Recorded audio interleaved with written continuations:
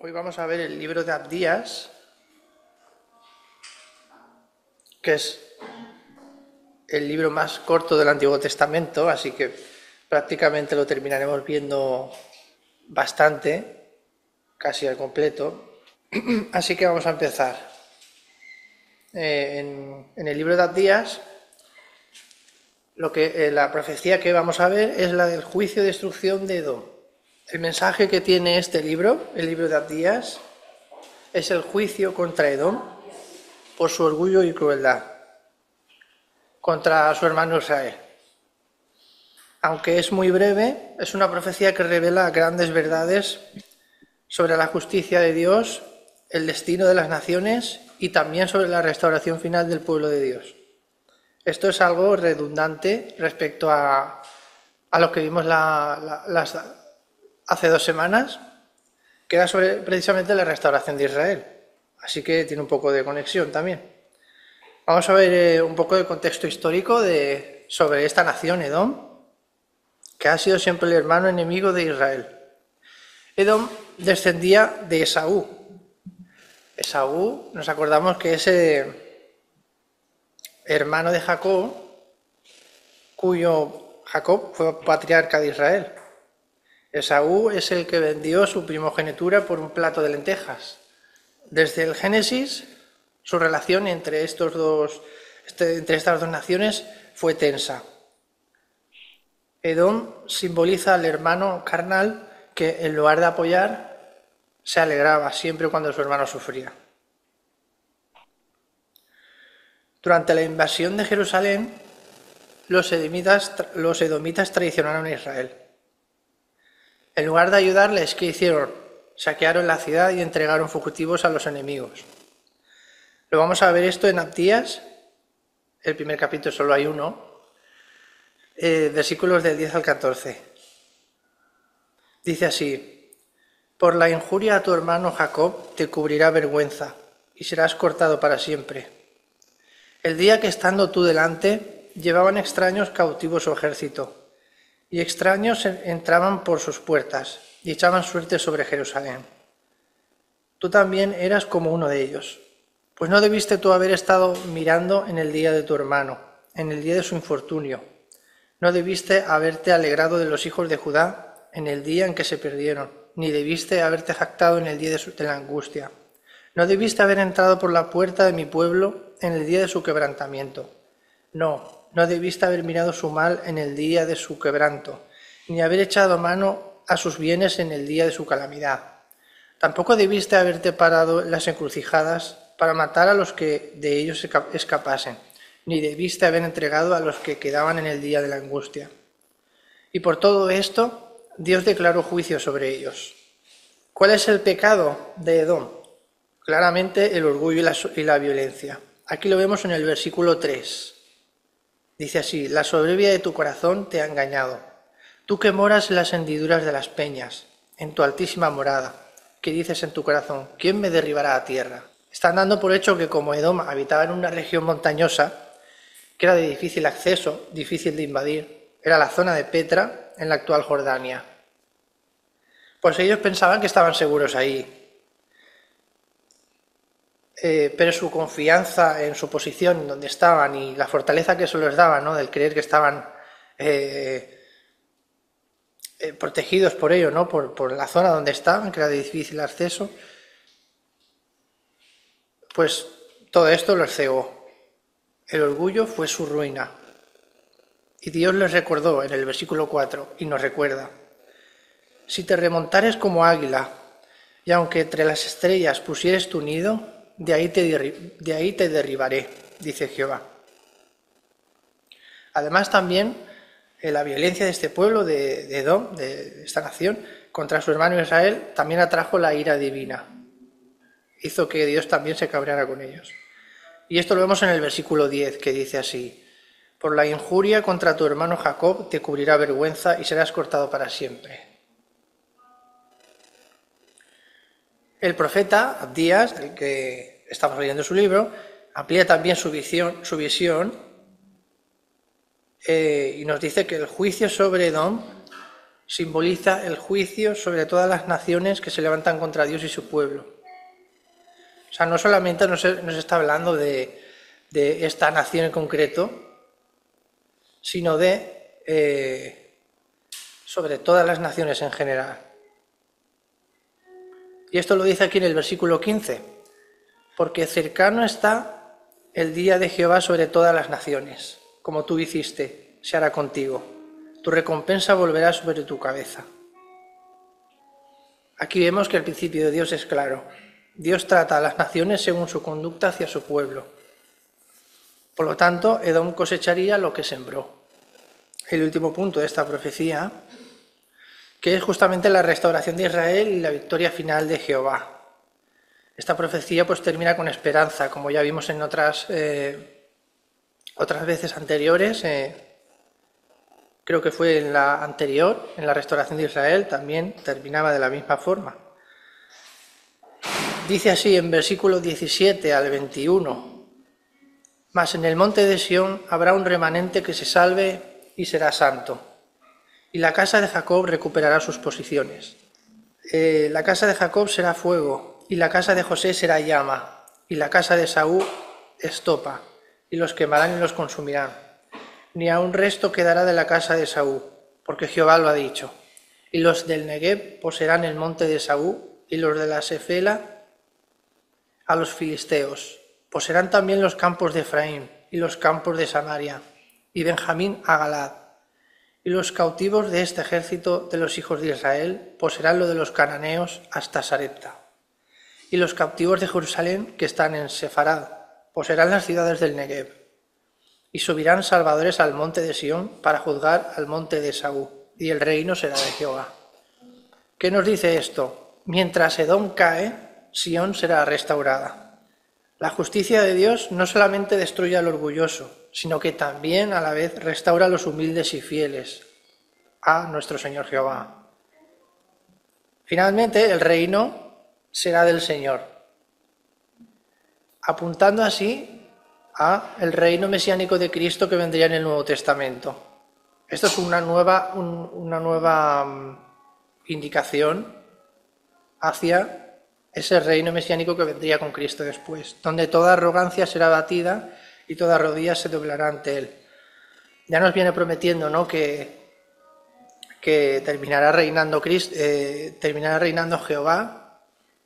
Al terminar reinando Jehová, pues obviamente es una clara referencia, ¿no?, a ese reino que vendrá con Cristo. La nación de Edom representa a cualquier persona, a toda persona o nación que se exalta o confía en su propia fuerza y desprecia a los demás. Pero Dios, sin embargo, aborrece el orgullo y defiende a los suyos. Lo que sembramos contra otros, eso mismo es lo que vamos a cosechar. ¿Por qué? Porque Dios es justo. Edom pensó, nadie puede tocarme. ¿No es esa la voz del mundo moderno? La voz en la que estamos hoy en día. Las naciones, por ejemplo, confían en su poder militar. Por eso vemos las guerras y confían en su poder militar para ganar o para decir, no, aquí estoy yo, ¿no? Y la gente, por ejemplo, pues confía en su dinero, otros en su posición, pues no sé, económica, que les da, o se sienten poderosos. Pero sin embargo Dios dice, en versículo 4, de ahí te derribaré. Solo el humilde permanecerá firme, y permanece firme. Edom fue juzgado no solamente por su soberbia, sino también por su indiferencia ante el sufrimiento de su hermano, de Israel, o de la nación de su hermano. Dios siempre está viendo cómo tratamos al prójimo, especialmente si es al pueblo de la fe, a su pueblo. Como en los versículos del 12 al 14 nos dice, no te alegres del mal de tu hermano, ni te pongas en la encrucijada para matar a los que de él se escapen. Cada vez que negamos ayuda, criticamos o nos gozamos del fracaso de los demás, fracaso ajeno. Nos estamos comportando como Edom. Sin embargo, a pesar de la traición y el dolor, Sión será restaurada. Como en el versículo 21 dice, el reino será de Jehová. Esto, como hemos dicho antes, apunta a Cristo, el verdadero Rey, que traerá justicia perfecta. Las potencias humanas caen, como vemos, a lo largo de la historia lo hemos visto, a lo largo de la Biblia también, siempre terminan cayendo, y hoy en día también. Pero su reino es eterno. Siempre ha existido, existe y no tendrá fin. Vamos a orar al Señor para que nos proteja del orgullo de Edom, donde nació. Te pedimos, Señor, que tú nos protejas de este orgullo que creyó estar seguro sin ti, que nos hace creer, o nos puede hacer creer en algún momento en el que estamos seguros sin ti, ¿no? Pero enséñanos, Señor, tú a tener un corazón humilde y compasivo con los demás, Señor. Ayúdanos tú, Señor, a no alegrarnos del mal ajeno, a no caer en esa tentación, a no dejar que el enemigo nos lleve por mal camino y a confiar solo en tu justicia, Señor. Gracias, Señor, porque por muchas naciones, por muchas veces que se levanten y caigan, tu reino permanece para siempre. Haznos tú, Señor, parte de ese reino, por medio de Cristo, nuestro Rey y Salvador. Te pedimos que tú nos hagas parte de este reino, Señor. En tu nombre, Señor, en nombre de Cristo. Amén. Vamos a ver la segunda parte de En esto consiste el amor. Y me ha gustado mucho particularmente esto porque es el apóstol, es el Espíritu Santo a través del apóstol diciéndonos, mira, el amor funciona así. El amor consiste en esto, va de esto, ¿no?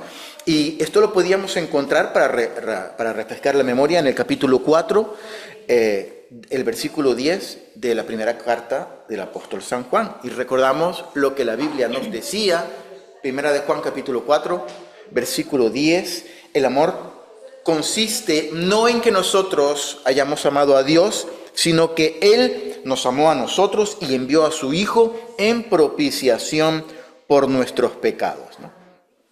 Hablamos que el amor parte de Él, viene de Él es el origen del amor, no tenemos nosotros absolutamente nada que ver con eso, ha sido toda su iniciativa, todo su amor que nos ha alcanzado, nosotros pues nos hemos dejado amar por el Señor, nos hemos dejado seducir, como dice la palabra, por el amor del Señor y gracias a Dios por su misericordia que su amor nos ha alcanzado. Y dice la palabra que Él quiso regalarnos ese amor y que nos ha amado hasta el punto de dar a su Hijo en propiciación por nuestros pecados. Y también repasamos un poquito el concepto de la palabra o la palabra propiciación, el término propiciación, ¿no? Palabra que, como dijimos la semana pasada, solamente la mencionan en la Biblia en 2 oportunidades. Y en las 2 oportunidades es Juan el que lo menciona. Y en las 2 oportunidades es en la primera carta de Juan. Una vez en el capítulo 2 y otra vez en el capítulo 4, ¿no?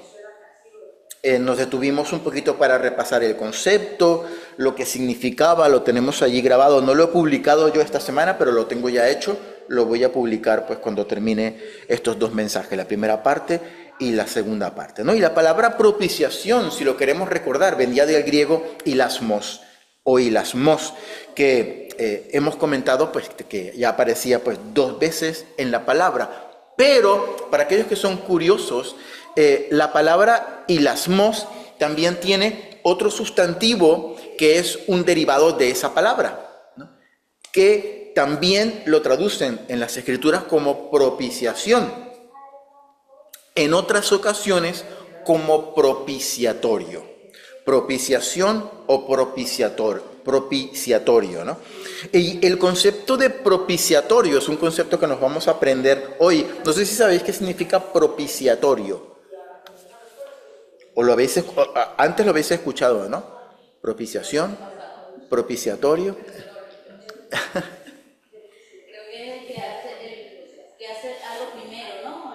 El principio de... No, hablamos, ¿se acuerdan del ejemplo acuérdense de un poquito de la Virgen, de los nativos que hacen el sacrificio para que el volcán no caiga? Eso es un poquito el concepto, digamos, así lo ilustramos la semana pasada para entenderlo. Pero la palabra propiciatorio, en poquísimas palabras, El propiciatorio era la tapa, así de simple, del Arca de la Alianza. ¿Se acuerdan del Arca de la Alianza?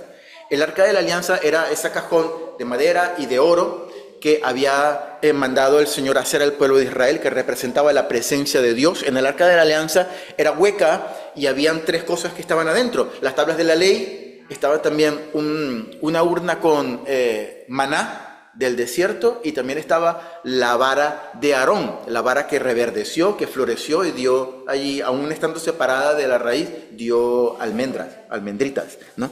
Que era de Aarón, que perteneció a Aarón. El Arca de la Alianza también la estaba buscando Indiana Jones, ¿no? En la parte 1 me parece. El Arca de la Alianza estaba hecha de oro y tenía una tapa, que era la que tapaba donde estaban esas cosas adentro, ¿no? Y en la tapa, si se acuerdan bien, habían unos querubines que tenían unas alas, las alas cubrían así la parte de adelante, y esa tapa estaba hecha de oro. El arca representaba la presencia del Señor, y esa arca estaba en el lugar santísimo. Cuando no la sacaban, pues estaba en el templo, en el lugar santísimo, y una vez al año, en un día especial para el pueblo de Israel, que se llamaba el Día de la Expiación, el sumo sacerdote, que era el jefe de la casta sacerdotal, se vestía, se ponía sus mejores trajes, su mejor cosa de sacerdote, se ponía su Calvin Klein y su cosa, se ponía bien bonito vestido, se amarraba una cuerda, porque era tan delicado entrar a la presencia del Señor, que si tenía una situación en su vida y se moría, pues tenía que arrastrarlo y sacarlo para afuera, y sí, el siguiente, el suplente, no, porque era algo muy sublime, algo muy delicado entrar a la presencia del Señor. El sumo sacerdote entraba a ese cuartito, que era el lugar santísimo del templo, y llevaba la sangre de los animales sacrificados, de esos animales perfectos, sin mancha, sin defecto, que no cojeaban ni que tenían el ojo torcido ni nada, eran perfectos, eran sacrificados, y la sangre de los animales era rociada sobre el propiciatorio. La echaba allí, sobre la tapa del Arca de la Alianza. También había, para los más curiosos, un lugar que se llamaba el altar de bronce, que era como una plancha de bronce, donde también se llamaba propiciatorio, porque el sacerdote también esparcía la sangre de los animales sacrificados allí. Entonces, claro, cuando nosotros escuchamos la palabra propiciación, propiciatorio, para nosotros suena un poquito a chino, ¿no? Pero si tú te pones en los zapatos de los judíos, cuando ellos escuchaban la palabra propiciatorio, sabían perfectamente, por su cultura, por su religión, por su vida, por su folclore, por lo que ellos estaban acostumbrados, que se estaba hablando de esa tapa del Arca de la Alianza donde se derramaba la sangre, y esa sangre era la que hacía que les perdonara los pecados, al menos temporalmente, por un año, al pueblo de Israel. Ellos podían descansar en ese perdón de pecados gracias a lo que el sumo sacerdote hacía, derramando la sangre sobre la tapa del arca, que se llama el propiciatorio. Si nosotros nos vamos brevemente al libro de los Romanos, de la carta del apóstol Pablo a los Romanos, en el versículo 24 y 25 del capítulo 3, Romanos 3, 24 y 25, vamos a ver un versículo, o 2 versículos, mejor dicho, que resume de manera preciosa todo esto que estamos diciendo. Romanos capítulo 3, versículos 24 y 25. ¿Lo tenemos? Dice 24: siendo justificados gratuitamente por su gracia mediante la redención que es en Cristo Jesús, a quien Dios puso como propiciación por medio de la fe en su sangre, para manifestar su justicia a causa de haber pasado por alto en su paciencia los pecados pasados. La iglesia de Roma, allí en Italia, estaba constituida por gentiles y también por judíos, ¿no?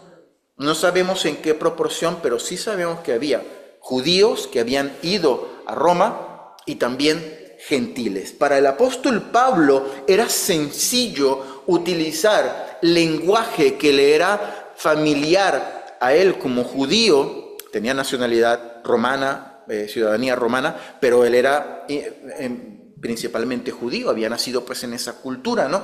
Y para él le salía espontáneamente utilizar todas estas palabras y todos estos elementos que eran propios de la cultura judía para querer decir lo que estaba diciendo en ese momento, ¿no?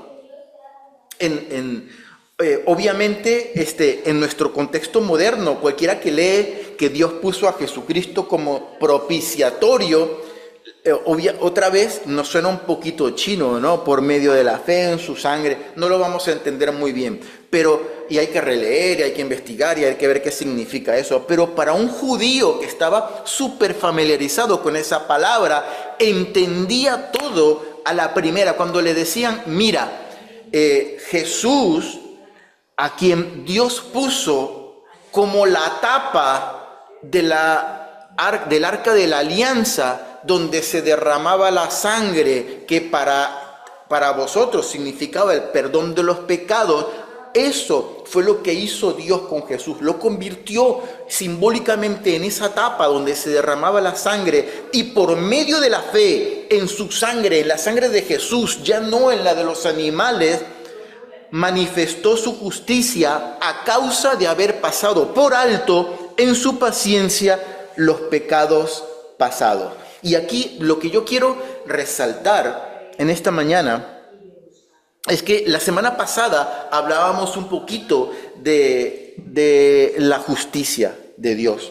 Y yo creo que esto refuerza un poco la idea de lo que estuvimos hablando la semana pasada. Dice la palabra que Dios pasa por alto. Dios pasa por alto. ¿Entendéis lo que quiere decir pasar por alto, no? Dios pasa por alto nuestros pecados en su paciencia, ¿no?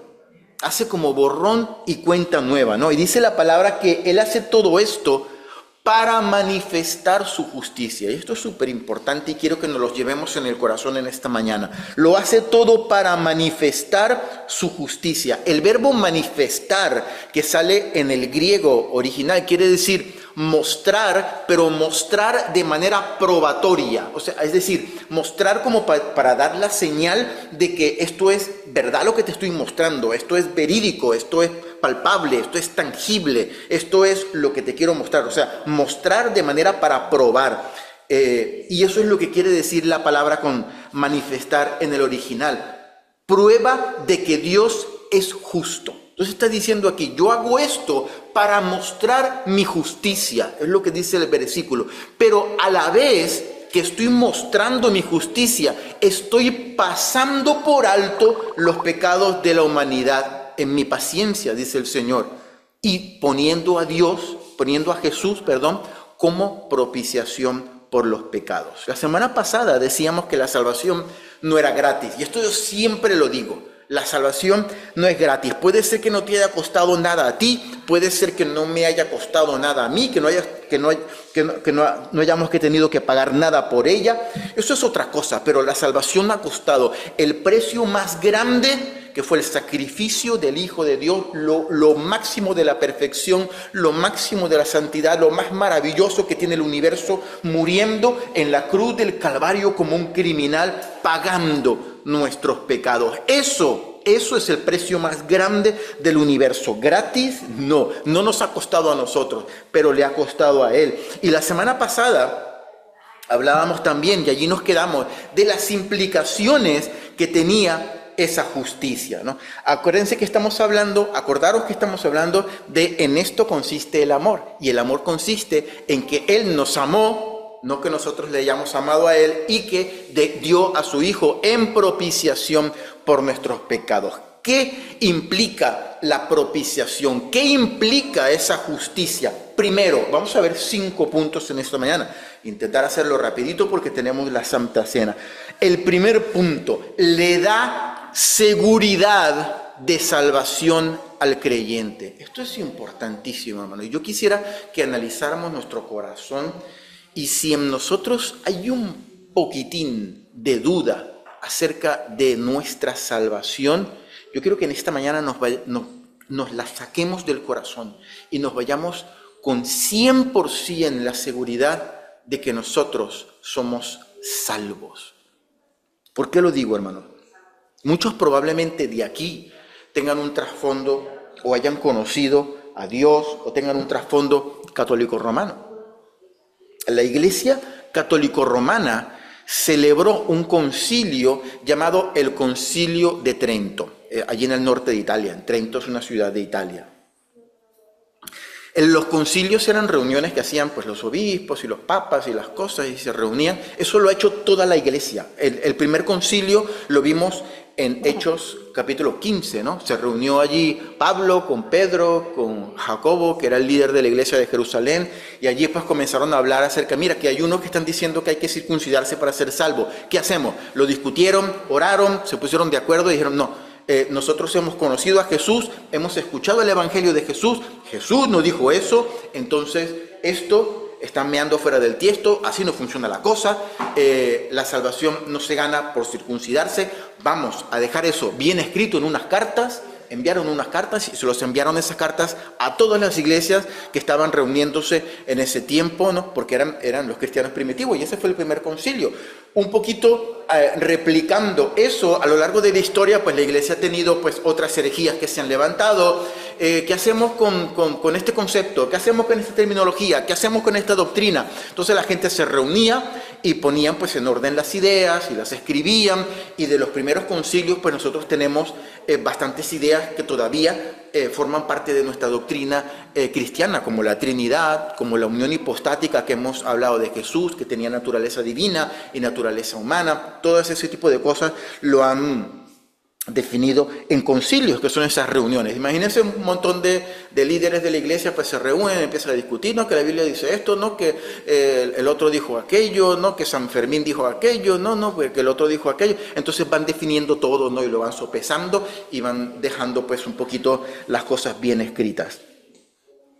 En el siglo XVI, si se recuerdan bien, por culpa de la corrupción de la iglesia católica romana en este caso, al principio la iglesia más antigua es la iglesia ortodoxa. En la iglesia hay un momento en la historia en donde la iglesia católica romana se separa de la iglesia ortodoxa. Ya en el siglo XVI, hace un par de días, estuvimos celebrando, recordando la Reforma Protestante. Pues ese día que un monje allí, Agustino, se levantó y dijo, pues aquí en la iglesia están pasando cosas que no van de acuerdo con la palabra de Dios, hay que discutirla.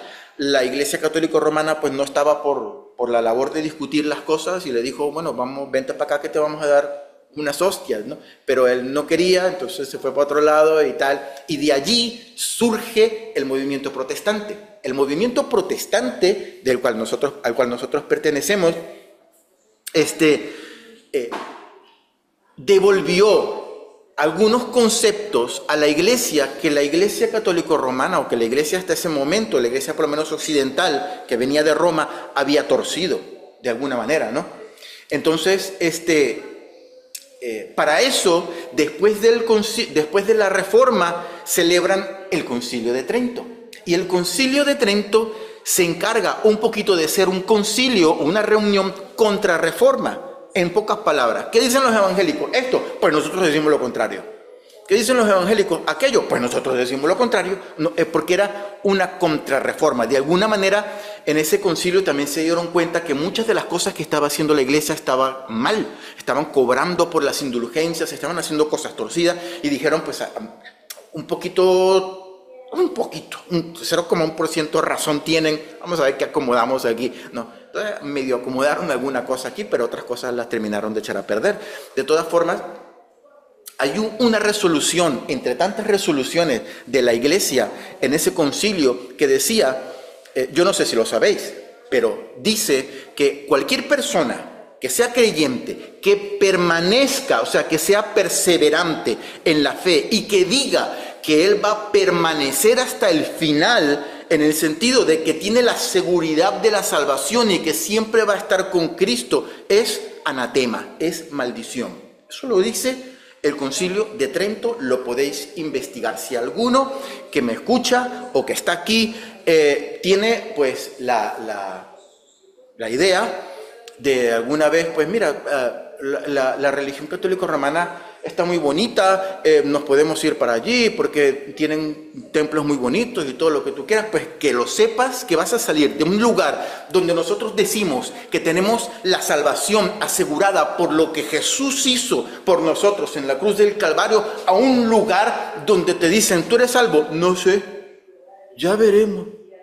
Y curiosamente, una persona cristiana evangélica que se convierte al Señor y tiene esa seguridad, tiene ese gozo, tiene ese fuego del Señor en su corazón, va y le pregunta al Papa en funciones hoy en día, ¿tú eres salvo? Y el Papa le va a decir, no sé, ya Dios verá. Porque eso es lo que dice su enseñanza.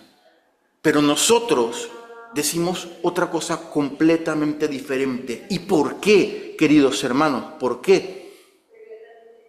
Porque la seguridad de la salvación viene garantizada por la justicia divina, la justicia que Él mostró, lo hemos leído, al dar a su único Hijo en la cruz del Calvario en propiciación por nuestros pecados. Dios no hizo, como decíamos la palabra, como decíamos la semana pasada, borrón y cuenta nueva. Él no dijo, bueno, mira, y yo soy soberano. Aquí el que manda soy yo. ¿Quién se va a levantar y quién va a decir lo contrario? Aquí yo decido. Y como yo decido, como yo soy soberano, voy a hacer borrón y cuenta nueva. Como yo tengo mucho amor, voy a borrar los pecados de la humanidad y vamos a empezar de cero. ¿Vale? Él no dijo eso. Él no hizo eso. Que lo podía hacer, probablemente, sí, Él es soberano y Él hace lo que le da la gana, Él es poderoso para hacer todas las cosas. Pero Romanos dice algo súper interesante, que Dios mostró de manera probatoria su justicia, sometiendo a su Hijo a un castigo inmerecido por aquellos que sí lo merecíamos, nosotros. Y esa, queridos hermanos, es precisamente la garantía que los creyentes tenemos para nuestra salvación. ¿Por qué? Primera de Juan, capítulo 1, versículo 9. ¿Qué dice Primera de Juan, capítulo 1, versículo 9? Esto es un versículo súper conocido que nosotros como creyentes tenemos que amar y tenemos que abrazar todos los días de nuestra vida. Si confesamos nuestros pecados, Él es fiel y justo para perdonar nuestros pecados y limpiarnos de toda maldad. Me maravilla, hermanos, que aquí aparece la palabra fiel y justo, correcto. Hermanos, de no haber tenido lugar la propiciación, el sacrificio de Jesús, Jesús siendo la tapa del arca de la alianza en donde se derramó la sangre para perdón de nuestros pecados, no podríamos hablar de un Dios justo, porque el Señor, el Dios Todopoderoso, no se saltó ninguna regla, no se saltó nada, no dijo, mira, yo soy aquí soberano y como yo soy soberano, yo aquí hago borrón y cuenta nueva y ya está. No, había una deuda que había que pagar y Dios dice, como yo soy justo, yo muestro mi justicia mandando a mi Hijo para que sea Él el que pague lo que hay que pagar. Allí está la justicia divina. Gracias a esa cualidad de justo, de justicia que Dios ha mostrado en Jesús, al ser Él el propiciatorio, nosotros podemos estar seguros de que podemos dirigirnos a un Dios que es justo, que es correcto. Y gracias a esa justicia tenemos el perdón de nuestros pecados. Y podemos ser limpios de toda, dice la palabra, toda maldad. Cuando la Biblia dice toda, se refiere a toda maldad. Aún cuando nosotros en nuestra carne, en nuestra vida nos demos cuenta que nos falta camino por recorrer. Pero en la fe de Jesucristo derramando su sangre allí en la tapa del arca de la alianza como propiciación de nuestros pecados, allí nosotros tenemos la garantía de que no solamente tenemos el perdón de nuestros pecados, sino la limpieza de toda nuestra maldad. Toda su justicia, queridos hermanos, es nuestra garantía. Y ese es el punto 1, la seguridad de nuestra salvación. En esto consiste el amor. Y la propiciación en la justicia divina es lo que nos da la garantía de que somos salvos. Ni una sombra de duda, hermano. Cuando te venga a la mente, y si no funciona así. Nuestro nombre está escrito en el libro de la vida y damos gracias a Dios por eso. Y un día pues vamos a llegar allí, vamos a ver ese nombre escrito precioso allí en letras de oro, de puño y letra de nuestro Señor. Y aquí estoy. Esto es lo que me garantiza que voy a pasar directamente allí al gozo de mi Señor. Y voy a abrazar a mi Señor y voy a abrazar a mis hermanos que están allí. ¿Cómo? No sé, pero va a funcionar más o menos de esa manera. Punto número 2, la propiciación, hermanos, es una iniciativa, o fue una iniciativa divina que nos da ejemplo y nos motiva a amar de la misma forma, es decir, de pasar de la teoría a la práctica. Primera de Juan 3:18, hermano, rapidito. Primera de Juan 3:18. Dice la palabra: hijitos míos, no amemos de palabra ni de lengua, sino de hecho y en verdad. Esto es lo que nos pide el Señor. Dios, y este es el ejemplo. Dios lo dice porque dio el ejemplo. Dios no se quedó en la mera teoría. Imagínate que la Biblia solamente tuviésemos un libro, no existiese la propiciación por nuestros pecados. Y en el libro sale: hermanos, hijitos míos, tenéis que creer que yo os perdono porque Dios así lo dice. Y estáis perdonados porque Dios así lo dice. Que podría pasar y tendríamos que tener la fe en eso, ¿no? Pero Dios no solo lo dijo, sino que lo llevó a la práctica. O sea, ese perdón no se quedó en la palabra, sino que Dios dio el ejemplo de que lo convirtió en enviar a su Hijo, y su Hijo hacer la propiciación por nuestros pecados en el sacrificio de la cruz. Nos ha dejado ese ejemplo, un ejemplo no solamente de teoría, sino de teoría y práctica. Y es lo que nos dice: no amen solo de palabra, sino amen también con sus hechos. Práctica, el amor llevado a la práctica, como yo lo hice también. En esto consiste el amor. Punto número 3, la propiciación también es un llamado para compartir la palabra de Dios, también es un llamado para el evangelismo. Segunda a los Corintios capítulo 5, versículo 20. Segunda a los Corintios, carta del apóstol San Pablo, segunda, versículo 20, capítulo 5. Este es otro versículo también muy maravilloso que tenemos que tener presentes nosotros como creyentes. Segunda a los Corintios, capítulo 5, versículo 20. Dice de la siguiente manera: así que somos embajadores en nombre de Cristo, como si Dios rogase por medio de nosotros. Os rogamos en nombre de Cristo, reconciliaos con Dios. ¿Qué somos nosotros? Embajadores. La palabra embajador en este pasaje quiere decir uno que va y habla en representación de. Esto es lo que quiere decir la palabra, el enviado oficial, el que representa una figura de autoridad superior. Y esto está ligado íntimamente al punto 2 y al punto 1.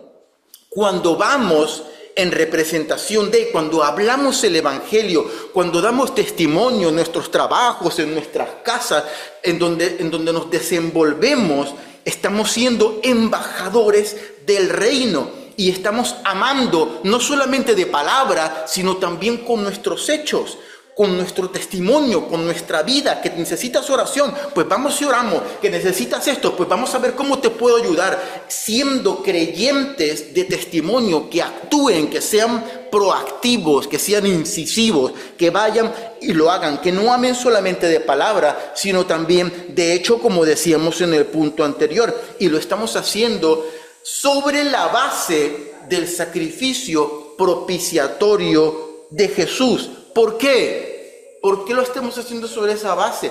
Por lo que ya hemos dicho antes, porque el Señor no se quedó en palabras, lo llevó a la práctica. Y nosotros estamos siendo embajadores de algo que es verídico, de algo que es verdad.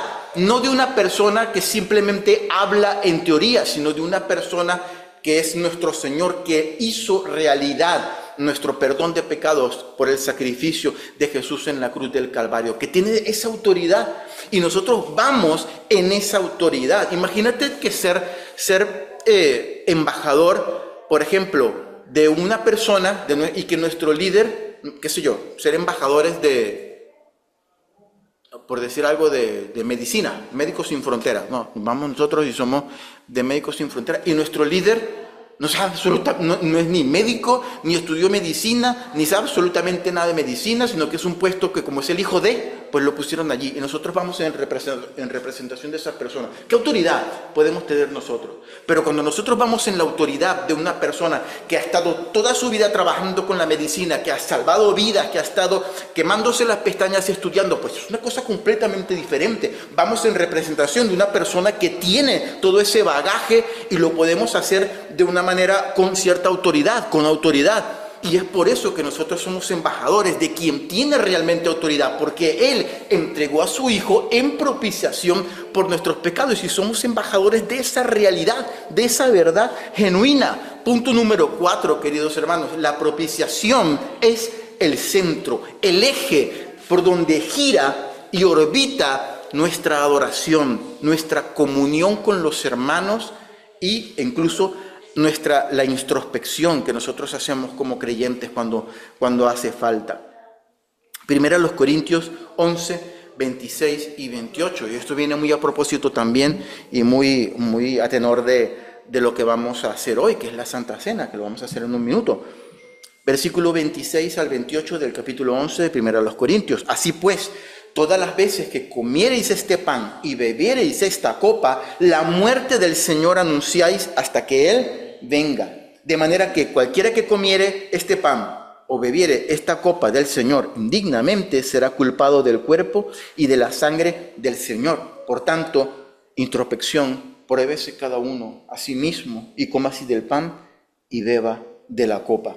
Comer el pan y beber el vino forma parte de la comunión que nosotros tenemos con nuestros hermanos y con el Señor. En la iglesia primitiva, y esto lo hemos dicho más de una ocasión, los cristianos se reunían a comer y se traían su pollo asado y avestruz frita y verduras y toda la cosa, y huevos y bueno, panceta no, pero muchas de esas cosas ricas, y se reunían a comer y tomaban y tal, hasta el punto que el apóstol Pablo tiene que escribir esto. ¿Por qué? Porque la gente se venía comida de su casa y después hacían desórdenes en la iglesia, o comían mucho en la iglesia, o unos comían más que otros porque tenían más dinero y más comida que otros. Había el más sinvergüenza que se emborrachaba y empezaba a cantar canciones mexicanas y rancheras en medio de la iglesia y decía, pero ¿qué cosa es esto? Por el amor de Dios, ¿no? Tenéis que, cuando venís y tenéis comunión con los hermanos y hacéis estos ágapes con comida, tenéis que comportaros de tal forma de que como iglesia deis testimonio de la muerte y la resurrección de Jesús. Si no os comportáis así, no estáis dando testimonio a la gente de afuera, no estáis anunciando la muerte del Señor Jesús. Y es allí donde el apóstol Pablo dice, todas las veces que comieres este pan, pero de la manera que toca, y bebieres esta copa, pero de la manera que toca, la muerte del Señor anunciáis hasta que Él venga. El apóstol Pablo estaba hablando de la comunión que quiere que tengamos entre los hermanos unos con los otros, cuando nos reunimos a compartir el pan y actuamos en fraternidad como iglesia, anunciando la muerte propiciatoria del Señor Jesús. Nuestras reuniones, lo que nosotros hacemos aquí, intentamos fomentar la oración, la introspección, y si hay cuestiones en nuestras vidas como creyentes que tenemos que revisar delante del Señor, hoy es un buen momento, ¿no?, para meditar delante del Señor. Y por último, hermanos, en esto consiste el amor. Todo esto es en lo que consiste el amor, la propiciación por nuestros pecados. La muerte propiciatoria de Jesús nos garantiza el abogado que intercede por nosotros. Hoy en día hoy estamos viviendo en la época de las suscripciones. Todo tiene suscripción, todo tiene un pago mensual y tenemos allí un montón de cosas, ¿no? Nos suscribimos a las redes sociales, nos suscribimos para ver películas y tenemos plataformas para ver películas, nos suscribimos para tener telefonía, para tener nuestro teléfono móvil, ¿no? Nos suscribimos para tener atención sanitaria también, todos pagamos mensualmente nuestra cosa para poder ir al médico cuando hace falta. Nos suscribimos para tener un seguro de vida, si tenemos una eventualidad, pues ahí pues tenemos un dinero para poder echar mano de él, ¿no? Y hay unas cosas que hay hoy en día que hace unos años hubiese sido una locura decir lo que lo teníamos. Hay suscripciones mensuales para tener un bufete de abogados a la disposición, ¿no? Hoy en día, pues tú dices, pues tú quieres tener un abogado, pues paga 30, no sé, 20, 30 euros mensuales, y cuando necesites un abogado de la disciplina que haga falta, pues ahí lo tienes a tu disposición, y tienen una tarifa plana ahí de abogado. Todo es suscripción, ¿no? Una cosa súper impresionante, ¿no? Siempre cuando pagues la suscripción mensual, pues tengas un problema legal, pues ahí tienes un abogado que puede ayudarte. La fe, hermanos, en el sacrificio expiatorio de Jesús, es la suscripción permanente que nosotros hemos puesto, que el cristiano tiene y que le garantiza un abogado que intercede por su vida para siempre. Dice Primera de Juan capítulo 2, versículo 2. Primera de Juan capítulo 2, versículo 2. Hijitos míos, estas cosas os escribo para que no pequéis. Pero si alguno hubiere pecado, abogado tenemos para con el Padre a Jesucristo el justo. Y Jesucristo el justo, Él, versículo 2, perdón, estoy leyendo el 1 y el 2, Él es la propiciación por nuestros pecados. Él es la tapa del arca de la alianza, donde se derramaba la sangre. Y no solamente por los nuestros, sino también por los de todo el mundo. Todo aquel que quiera venir a Jesús, ahí tiene perdón de pecados. En esto, queridos hermanos, consiste el amor. Y gracias a Dios por su palabra, y gracias a Dios por el sacrificio propiciatorio de Jesús en la cruz del Calvario. Amén. Señor, te damos gracias por tu palabra. Gracias por tu amor, gracias por tu misericordia, gracias por lo maravilloso que tú eres, Señor. Gracias, Dios eterno, porque podemos alabarte, porque podemos bendecirte, porque podemos, Señor, tener esa convicción, esa certeza, Señor, de que tú nos has salvado, y allí vamos, Señor. Es súper accidentado el camino, sí. Hay tropiezos, hay situaciones, sí, las hay, y las vamos a seguir teniendo. Pero ¿qué esperanza vamos a tener si no tenemos esa convicción, si no tenemos esa seguridad de que nuestro nombre está escrito en el libro de la vida? De que tú nos recibirás un día, Señor, y dirás: buen siervo y fiel, pasa el gozo de tu Señor, ven para acá. Que aquí está tu casa, que aquí está tu sitio, que aquí está tu lugar. Gracias, Señor. Gracias porque podemos tener esa seguridad. Ayuda también, Señor, a nuestros hermanos, los que no tienen esa seguridad de ser salvos, a que puedan tener el gozo. El salmista decía: devuélveme el gozo de tu salvación. Es solamente cuando tenemos esa certeza de que estamos en tus manos, de que tenemos el perdón de los pecados, de que tenemos limpieza de toda maldad, cuando tenemos gozo, cuando podemos tener gozo en nuestro corazón, de que tú nos recibirás un día con los brazos abiertos, Señor. Gracias, Dios maravilloso, por tu amor, por tu misericordia. Gracias, Señor, por tu presencia.